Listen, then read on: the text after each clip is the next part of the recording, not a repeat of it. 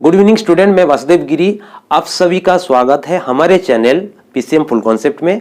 आज हम class 9th का चैप्टर 10 जिसका नाम है सर्कल, हिंदी में वृत्त या फिर गोल भी कहते हैं, ठीक ना। तो उसके बारे में हम लोग जानेंगे, वृत्त का कुछ प्रॉपर्टीज जानेंगे। उससे पहले वृत्त को प्रैक्टिकली समझेंगे क्या है, उसके बाद आगे एक्सरसाइज की क्वेश्चंस करेंगे, ठीक ना।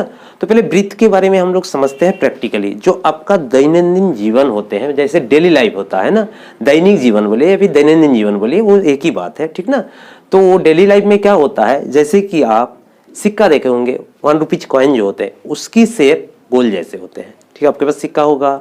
इसके बाद मान लीजिए आपके पास जो गाड़ी होते हैं, गाड़ी की जो पहिया वो भी कैसे होते हैं, सर्कल की शेप की होती है। किस प्रकार की, कुछ इस प्रकार का होता है, ठीक ना।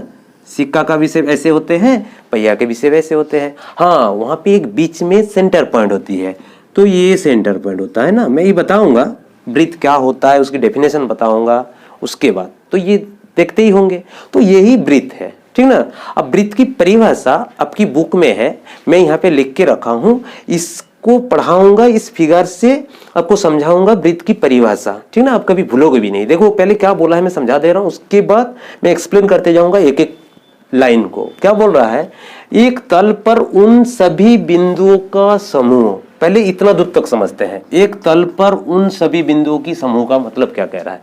जैसे देखिए ये वृत्त है ना, तो वृत्त की ये सारे जो पॉइंट है, मान लीजिए ये ब्लैक बोर्ड हमारा एक तल है, हम सारे बिंदु ले रहा हूं, इस प्रकार की बिंदु ले रहा हूं ना, ये बिंदु की समूह कहते हैं, ठीक।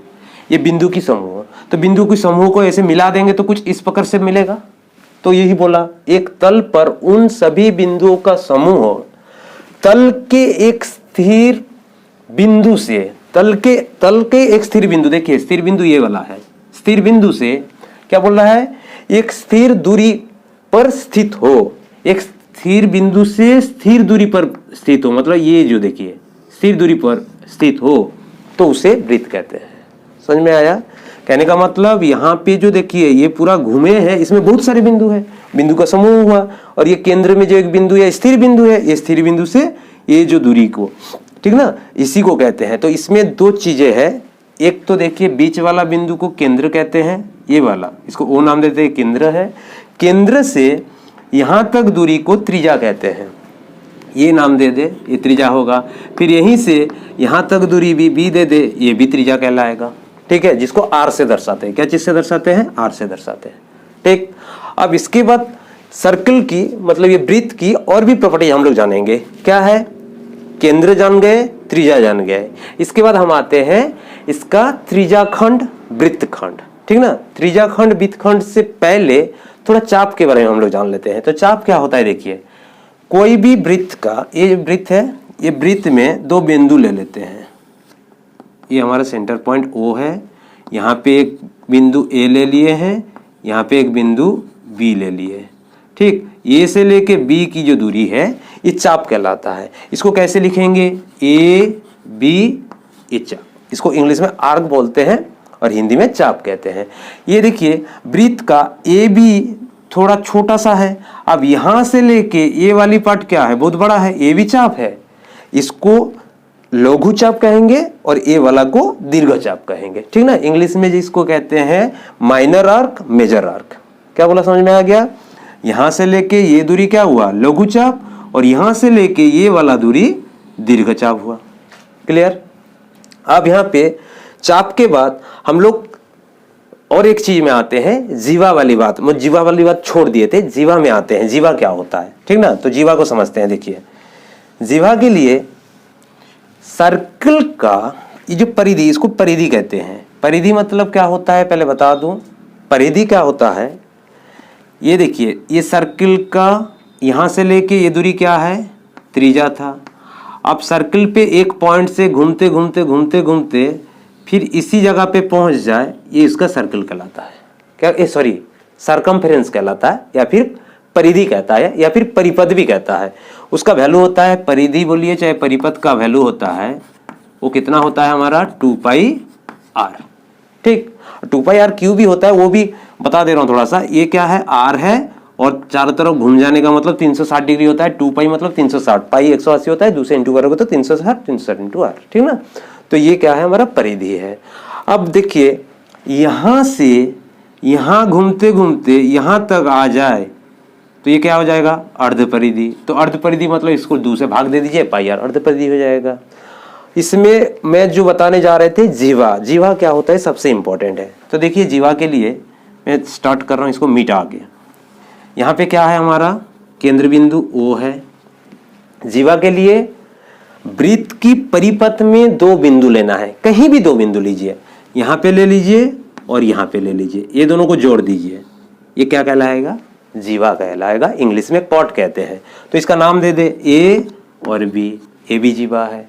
फिर यहाँ एक पॉइंट ले लीजिए, यहाँ एक पॉइंट ले लीजिए, ये दोनों को भी जोड़ दीजिए, ये भी क्या होगा, जीवा कहलाएगा।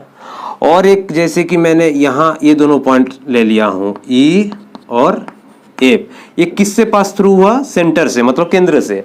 केंद्र से जो पास होगा उसको डायमीटर या फिर व्यास कहते हैं, ठीक ना। और वो जीवा भी है। तो सबसे बिगेस्ट जीवा क्या होता है, हमारा डायमीटर होता है। ये आपका एक्सरसाइज में क्वेश्चन मिलेगा, ये बेसिक सा कॉन्सेप्ट था।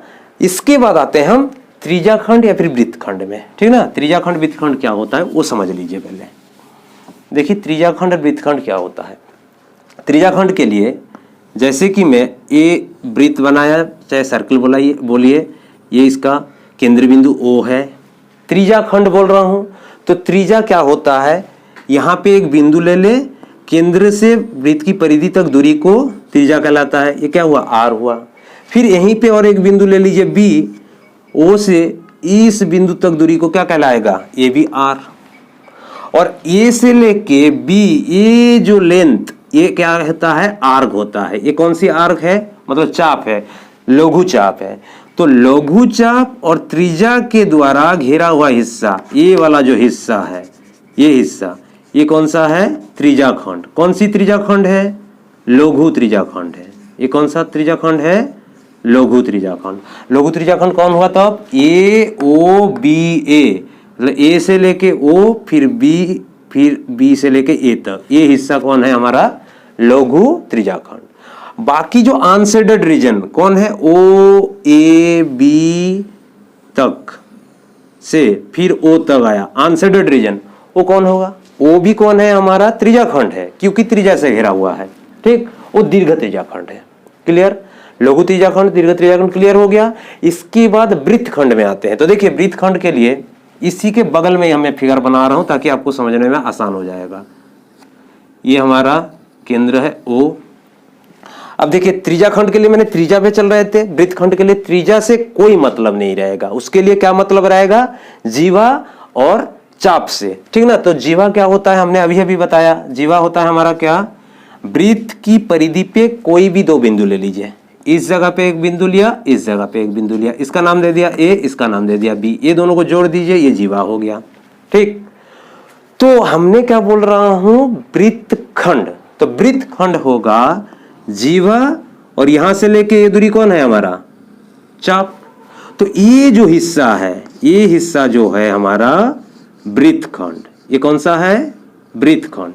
कौन सा वृत्तखंड, लघु वृत्तखंड। क्यों, क्योंकि ये छोटा सा हिस्सा है, इतना सा है। और बाकी जो यहां से लेके ये वाला हिस्सा दिख रहा है हमको, ये अनशेडेड रीजन, ये कौन सा होगा, दीर्घ वृत्तखंड। तो त्रिज्याखंड और वृत्तखंड का आप लोग को क्लियर हो गया। इसको इंग्लिश में बोलते हैं सेक्टर और इसको सेगमेंट बोलते हैं। ये वाला, ये जो है हमारा माइनर सेगमेंट,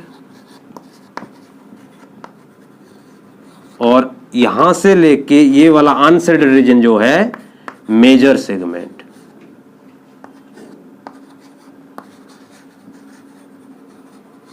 ठीक, हिंदी में लघु वृत्तखंड, दीर्घ वृत्तखंड। और ये वाला क्या था, सेक्टर। ये कौन सा, माइनर सेक्टर। और ये जो अनशेडेड यहां से लेकर के यहां तक, ये कौन है, हमारा मेजर सेक्टर, जिसको हिंदी में बोलते हैं लघु त्रिज्याखंड, दीर्घ त्रिज्याखंड। क्लियर हो गया। इसके बाद ये सब हम लोग जान जाने के बाद चलेंगे किसमें, हाँ नहीं, और दो चीज रह गया है इसकी बेसिक प्रॉपर्टीज में, उसके बाद मैं एक्सरसाइज में जाऊंगा, ठीक ना। और एक चीज क्या है, ये ब्रीथ जिस तल पे स्थित है, ये किसमें है, ब्लैक बोर्ड हमारा XY तल होते हैं, तो इस तल पे है, तो ये तल पे कितने मतलब तल को विभाजित मतलब ये करते हैं, विभाजित करते हैं, तो 3 हिस्से में। देखिए यहाँ पे क्या है, हमारा एक केंद्र बिंदु है, तो केंद्र बिंदु क्या है, वृत्त के अंदर है कि बाहर है, अंदर है, तो अभ्यंतर कहता है, या फिर इंटीरियर पॉइंट, ये इंटीरियर है, इंटीरियर या फिर अभ्यंतर। आप देखिए ये वृत्त के बाहर कोई बिंदु ले लीजिए, तो ये क्या होगा, एक्सटीरियर पॉइंट, ये वृत्त की बाहर है, एक्सटीरियर पॉइंट, या फिर बहिर्बिंदु बोलेंगे। अब और एक बिंदु किस पे आ सकता है, वृत्त के सरकमफ्रेंस में, ठीक ना। तो 3 हिस्सा हुआ ना, अंदर में हुआ, बाहर में हुआ, वृत्त के ऊपर हुआ, ये चीजें था। अब ये चीज जान जाने के बाद अभी हम चलेंगे क्या, एक्सरसाइज पे ही चलेंगे 10.1 पे।